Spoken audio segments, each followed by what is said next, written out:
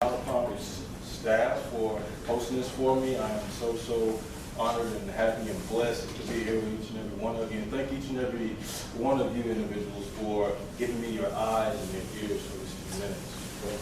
So I want to start by saying this. The difference between men and boys, women and girls is the lessons that they learn. And I want to share a lesson that I learned today. Okay? I want to share a lesson that I call moment of impact. Moment of impact. And this moment of impact happened in May the 25th, 2012. I can remember waking to a car horn. And I was behind a vehicle. I was inches away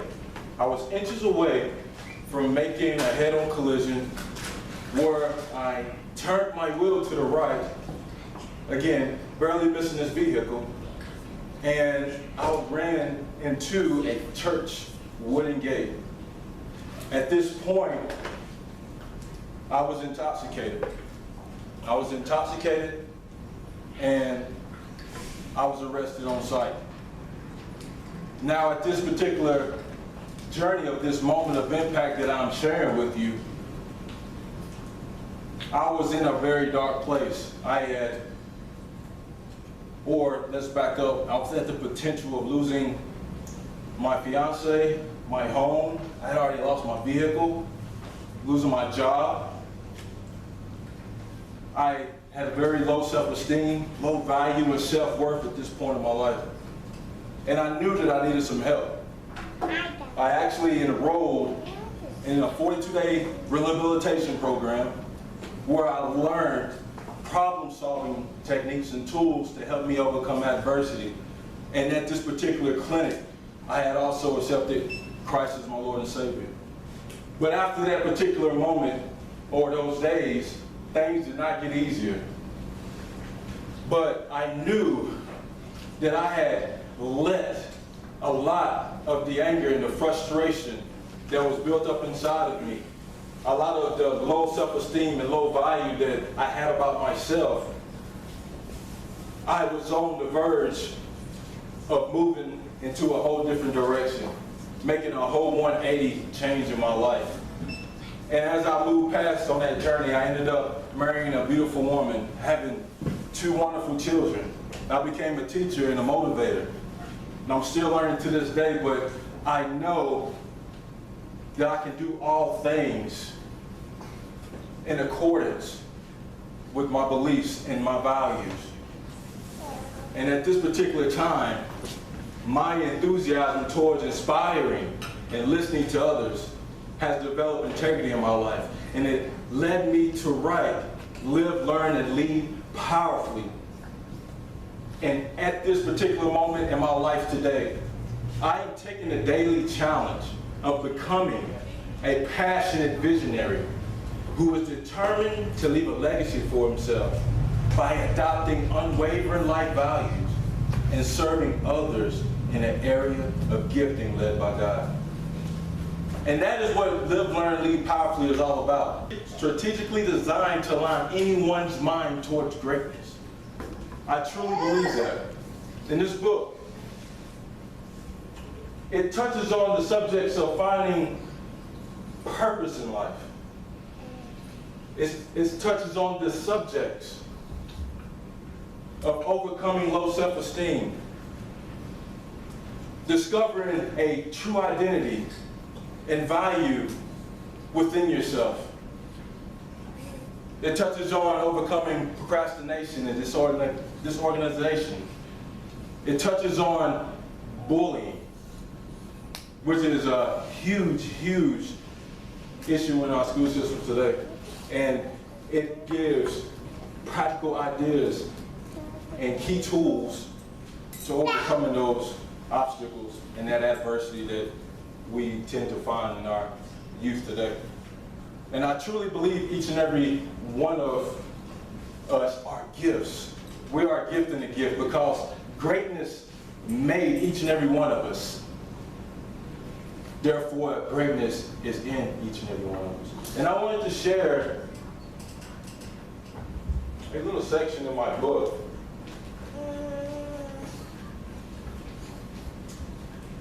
I'm going to read this for you guys.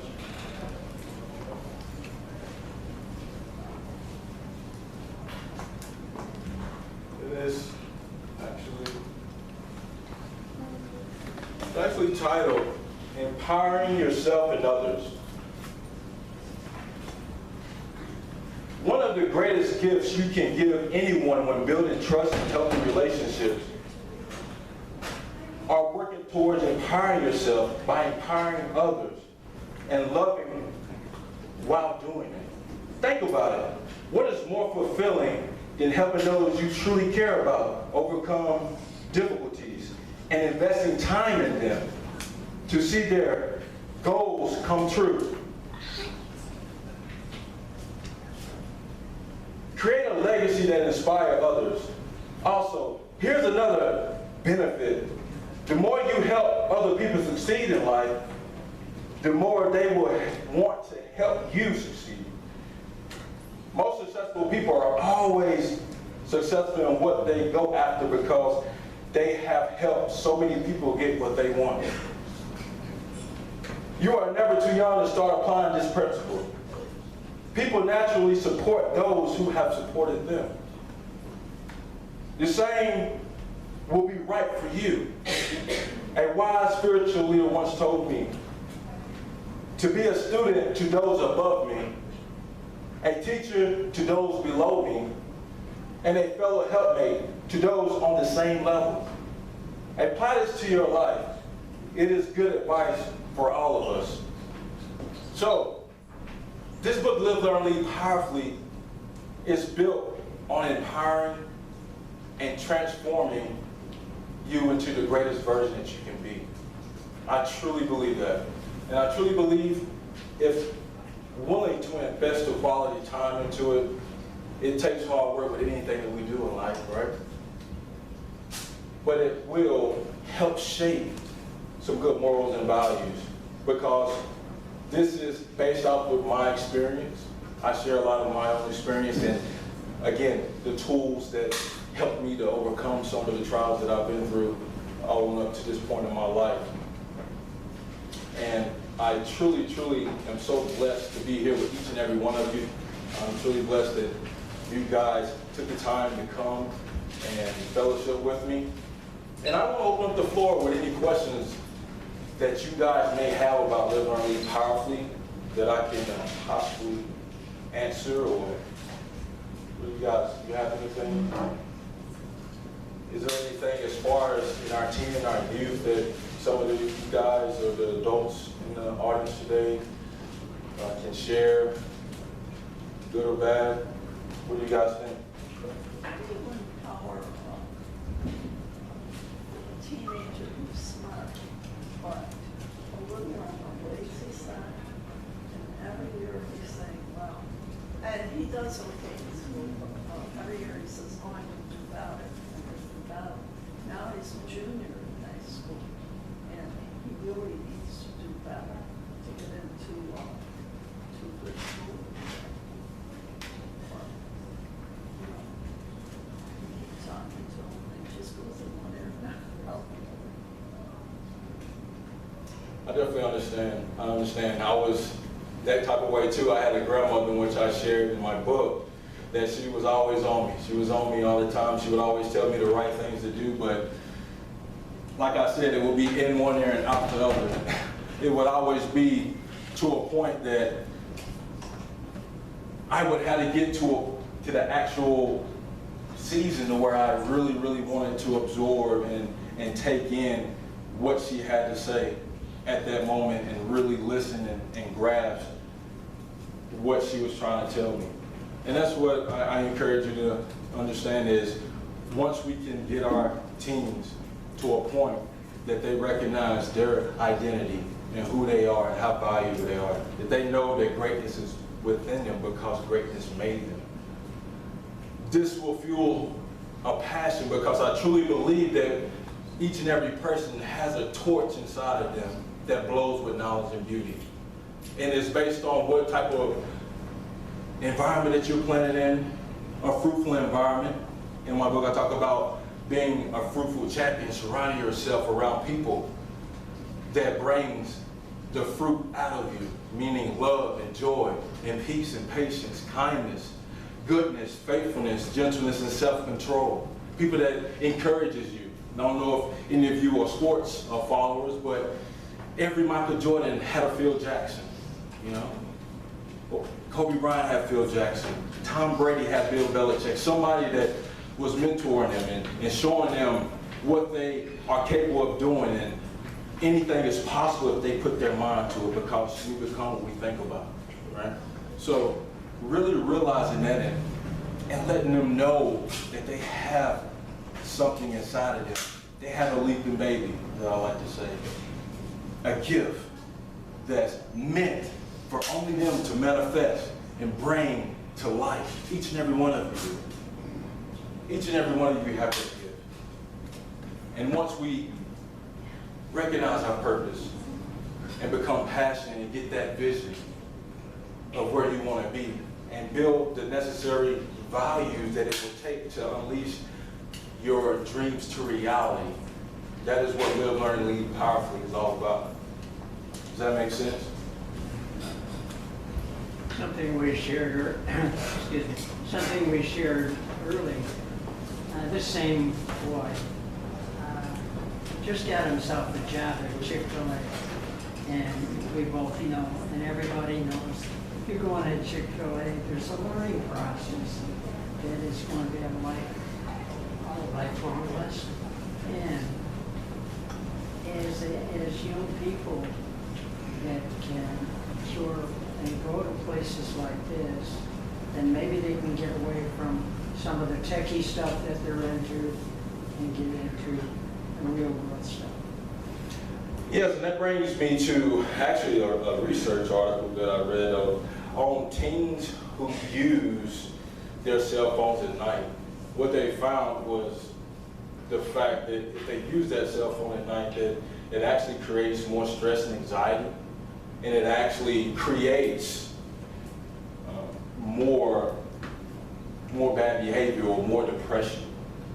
And Harvard actually did a research as well. It was a 70+ year research that the number one key to happiness is getting around healthy relationships or building healthy relationships. And that's one of the things that Chick-fil-A do. They create their environment of healthy relationships, and that's what makes them strive as much as they do. And again, healthy relationships, getting around fruitful champions, people that's promoting you and want to see you succeed and wants to see you do more in everything that your heart desires, that is what's key. Our environments are so key. Thank you. What is the reading age to your book? Well, my reading age is based on 13 to 23, in which the book is 180 pages total. Okay, so the book could easily have been 300 pages, but obviously I'm thinking of youth, and I'm sure my ladies up here, my young ladies, huge books are just not very popular, but it packs a major punch. It truly does, and it's very fruitful in a very short manner as far as page-wise. And one of the beautiful things about this book that I took pride in is at the end of my book, I actually have teen resources, which at this point, obviously, between that age group, you know, our kids are thinking about if they want to go to college or don't want to go to college. If I do want to go to college, how would I find financial aid or try to find scholarships or anything of that nature? So I have a whole list of different organizations that could either assist with you trying to figure out how to decide if you want to go to college, and in my book I also talk about what if you don't want to go to college, what do you do about that? It talks about in Live, Learn, Lead Powerfully how to construct a resume as well, because that's important as our kids get out into the workforce. So all of that in a nutshell, the book is built for around 8th grade level, or even the actual reading comprehension is around like a 4th, 5th grade level. So, yeah. So, I think about the young boys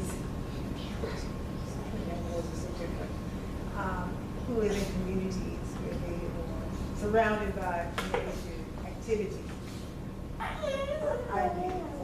It's hard to get away from it. And then they go to school, and then of course they are also impacted by the negativism in society, especially about African American employees. Do you address any of that in there? How do you leave your community, you go to school, and maybe you can find some positive vibes in school, but then in the afternoon you go back to that other environment. Do you address any situations like that? Yes, ma'am. Yes, ma'am. I sure do. In my first chapter, it's called the finished mindset. And pretty much a finished mindset is you absolutely knowing that you were designed to manifest or be a great individual and lead in an area of gift and led by God. You are destined by God at this particular area of your life or whatever stage area that you are, because with God, God knew who you were before you was ever conceived. And that's one of the biggest things that I jump a hold of in my book is being in God's presence and being in God's environment, because knowing who you truly are, I use the analogy of a cell phone in my book. And whenever you go and purchase a cell phone, whatever manufacturer that you use, you don't have to assemble the text messaging system on your own. You don't have to figure out, putting up the settings of making a phone call or setting up your email address, because a lot of that stuff is already built into your phone. All you do is purchasing a phone. And there are certain qualities that we have as human beings, as being cultivators, being protectors, becoming, knowing that you're becoming, knowing that there's that leaping baby inside of you that's eager to get out. Maya Angelou said a quote. She said, "There is no greater agony than the bearing of an untold story inside of you." So knowing that you have an untold story inside you, knowing that there is purpose for your life. None of us here for not any reason. There is a reason that we're here. There is no one on this planet that has your fingerprint. You know, out of 7 billion people, nobody has your fingerprint. You are made to succeed. The good book, my favorite book, is the Bible. It says that we are fearfully and wonderfully made. So really giving our kids a voice. A lot of times when I come from a minority, impoverished background, and there is not a lot of cultivating on or clarity on your identity, your true identity, who you're destined to be, knowing that you can achieve anything that you put your mind to. A lot of times in our black communities, that stuff can be oppressed. It can be oppressed by tragedies, by different outcomes and situations. I know in our black communities, the father figure is not around. I know my mother and father was never married.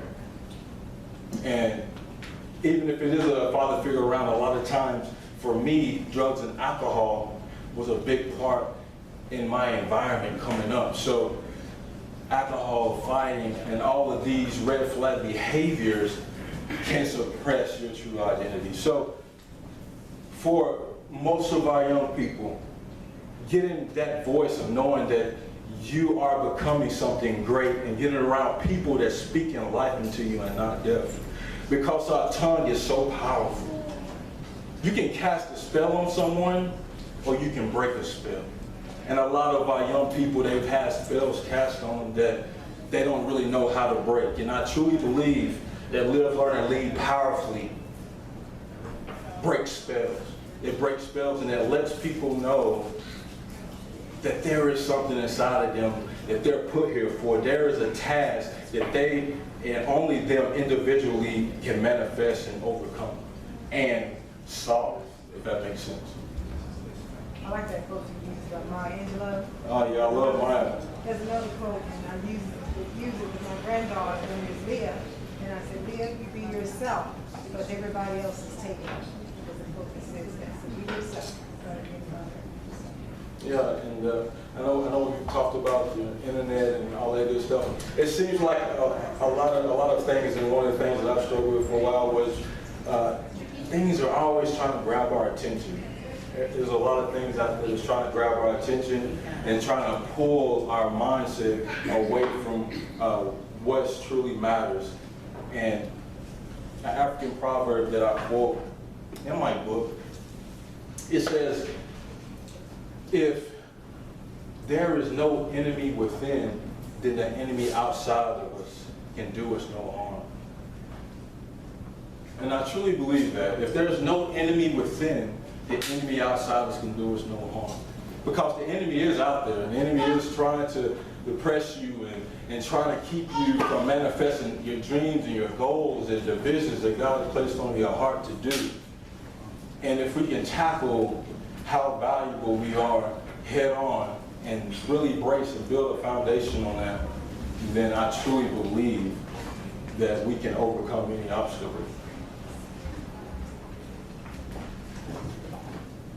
Yes, sir. You mentioned in your introduction that the issue of bullying as a growing issue in today's world. How does your book address that issue, or how is it relevant to dealing with the issue of bullying? That's an awesome question. And actually, in one of my chapters, Becoming Resilient, I shared about me being bullied as a kid. And I'll go on a little story. I was a daredevil. My little Zuri Sarah, she's running around here somewhere. I was a 3.5-year-old. I'm sure most of you see. She's a little daredevil as well. But for me, I remember being dared by some of my friends in the neighborhood to go up the top of a hill, come down this hill on a white two-wheel scooter. And of course I took that because I was one of the kids. I like to jump out of trees, I jump out of swings. I mean, nothing. I was a fearless kid. And I took that bet, and I got on this scooter that was way bigger than I was at this time. Again, I was around 5 or 6 years old. And I went down this hill, and I came off in the air. At this time of age, I didn't know about gravity. So I began to tilt and ended up landing on my face. I landed on my face in gravel and glass. And my life was changed forever. I know I mentioned moment of impact earlier. That was another moment of impact in my life that was life-changing. But fast forward, and I ended up having a scar that I still carry to this day on my forehead. And in school at that age, kids really don't have a filter. They really don't know. All they do is act, right? So I began getting picked on, bullied. I remember nights coming home where I cried myself to sleep because I didn't really want to get up the next morning to go to school. And this went on for years and years until what I discovered about bullies, I'm moving into the characteristic of a bully, is I began to also put on a fake mask. Because when I got to an age where I was able to wear hats in school, and this is to this day, I rarely wear hats anymore. I used to wear a hat every day for over half of my life because I didn't like what I saw in the mirror. And one of the biggest things about bullies, what I discovered, is they wake up in the mornings. I'm gonna give you a bully's day. They wake up in the morning. They walk into the bathroom. They brush their teeth, they wash their face, and then they look in the mirror as well. And they don't like what they see. Because of life trials and tribulations and life circumstances have developed low self-esteem and low value and low self-worth. So they put on their mask as well, just like the person that's being bullied. And they go to school and they find other people that have that same mask on, that same fake mask. A mask that who they truly are not, but they don't know how to overcome some of the feelings that they have inside of them. It was never taught to them how to overcome or do any problem-solving skills to overcome some of the anger or the frustration or the feelings that they have inside of them. So they act out. They find people that don't have that necessarily mask on that they have, and then they pick on them. They pick on them because they're different. And they act out in class because the teacher has on a different mask than they do. And all of this rides back on the valley of this, what I'm about to share. A lot of bullying is also creating episodes of suicide attempts, right? And a lot of the bullies, and one of the things that I do on some of my talks in schools is, you know, I ask them, I say, raise your hand if you experience any bullying or someone doing any verbal abuse in school, excuse me. And then the hands will go up, and then I ask, if you are a bully, after all those hands that was up, if you are a bully, raise your hand. And no hands goes up, not a hand. Even though there was multiple hands that was in the air that proved that there was bullying going on, but no one raised their hand. Because we all know deep inside that bullying is wrong. But a lot of times our kids bully because they have feelings, beliefs, and opinions about themselves that they don't know how to overcome. And in my chapter, Become Resilient, we talk about developing a proactive attitude and not a reactive attitude. It goes back to that quote that I said, if there is no enemy within, then the enemy outside us can do us no harm. So that chapter is built to take off that fake mask and really deal with some of those issues that are going on inside of you. Going back to my own story when I said that I had to go to a 42-day program to really mash out some of the issues that I was having, because I grew up in a family that we didn't really never talk about anything. It's kind of like you have a fight. I can remember an individual in my family getting cut the night before, and the police showing up at my house, and then the next morning we eating bacon and eggs.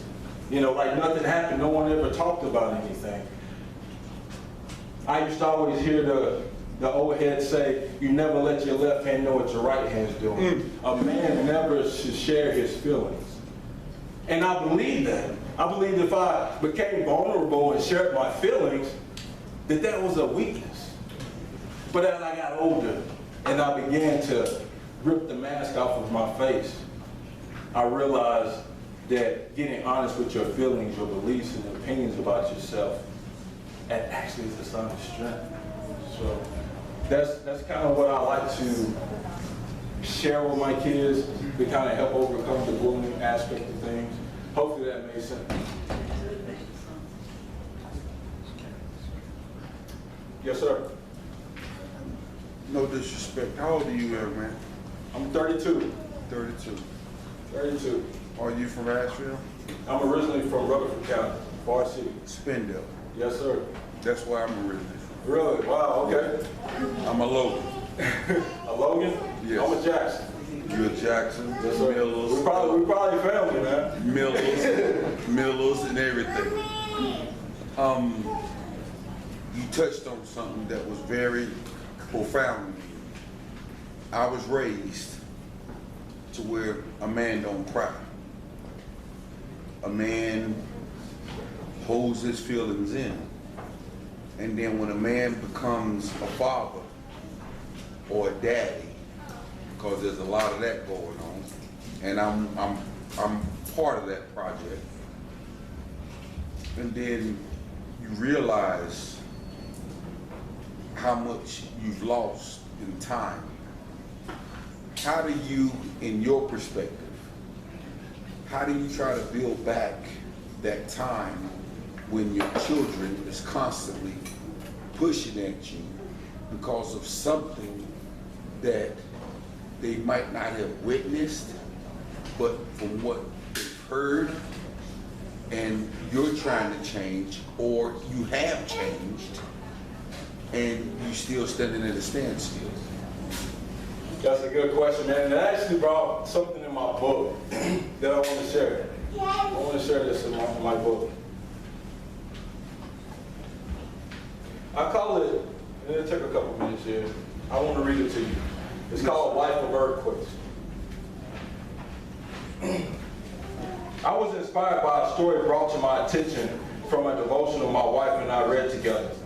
I wanted to share it with you because I personally believe we all should strive to have a parent-child relationship bond like the one in the story.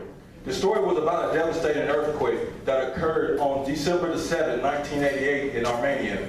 It was estimated that 25,000 individuals died that day. In a small town after the quake, a father rushed to his son's school to make sure he was okay.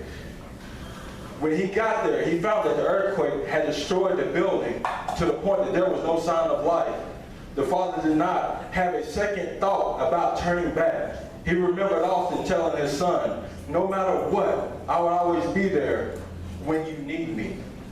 So the father began removing rubble from where he believed his son's classroom was. No other parent volunteered to help. They would often tell the father to go home. They told him all the children are dead and there is no way the child survived. The father continued to dig, remembering what he promised his son, that he would always be there. After 38 hours of digging, the story says that the father lifted a heavy piece of rubble where he had in a tent-like hole voices and saw his son. The father saved 14 children, including his son that day. What hit home for me was the son then said to his father, I told the other kids not to worry. I told them that if you were alive, you would save me. And when you save me, they will be saved. You promised you would always be there for me. You did it, Dad. This story fired me up as a father. And I am sure it fired up the kid that was saved by a father that kept his promise.